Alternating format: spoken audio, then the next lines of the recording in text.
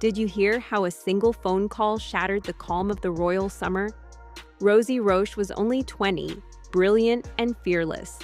A Spencer-Roche by blood and second cousin to Princes William and Harry. One July morning, she was stuffing bikinis and dog-eared poetry collections into a battered suitcase, buzzing about a seaside trip with friends. A couple of hours later, her mother and sister walked back into a strangely hushed house and found Rosie motionless beside an old family firearm. An image so stark it felt stolen from a Gothic novel. Police ruled out foul play almost immediately. Yet the absence of answers only magnified the heartbreak echoing through palace corridors. Rosie wasn't a front-row royal, but her lineage ran straight through Princess Diana's side of the family. At Durham University, she dazzled classmates with late-night slam poetry and spontaneous backpacking trips. Friends called her human sunrise, but shadows lurked in her ancestry. Her great-uncle Edmund's suicide in the 80s, Lady Foy's quiet battles with depression, and more recently, the shocking 2024 death of Thomas Kingston, husband to Lady Gabriella Windsor. 4 tragedies across 4 decades, each linked by blood and an eerie silence. When news reached William in London and Harry in California, insiders say both brothers were ready to fly to the funeral, yet they still grieved oceans apart. The palace, true to form, offered no statement, fuel for tabloids hungry for family drama. Meanwhile, Durham held a candlelit vigil.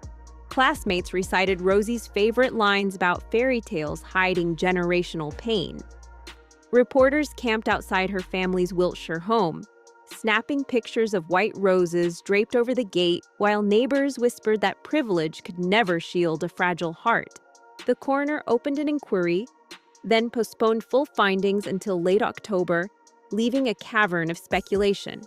Was it academic stress, a secret relationship, or simply despair nobody saw coming? Her partially packed suitcase became a haunting symbol. Plans abandoned mid-flight. Even more unsettling, the heirloom shotgun had supposedly been locked away.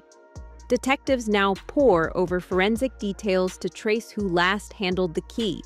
Mental health advocates quickly seize the moment, asking why Britain's most scrutinized clan still leans on centuries-old stoicism when open conversation might save lives. A viral radio segment posed a stinging question.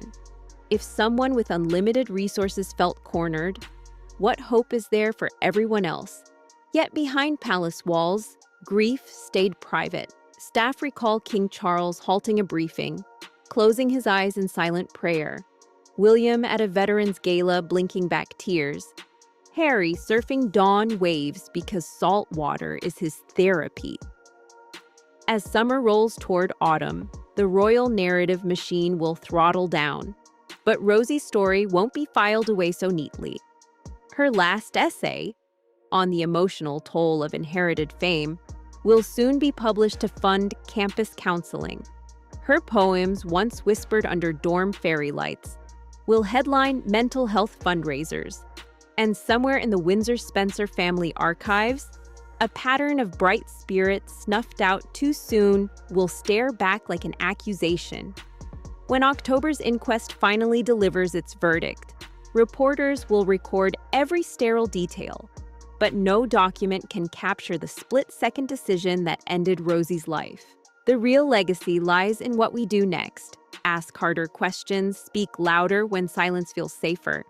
Because if a young woman nicknamed Sunrise can slip into darkness without anyone noticing, perhaps the most royal act of all is to make sure her light keeps guiding those still searching for dawn.